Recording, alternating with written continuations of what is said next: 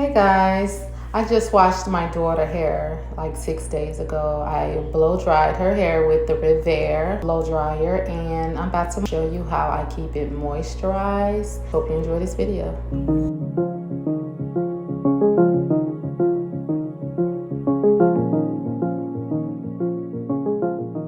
I'm using the Benta Beauty organic oil, and I love this oil. I've been using this oil since about a little bit over 1 years old, because she had a lot of damaged hair in the past when she was little.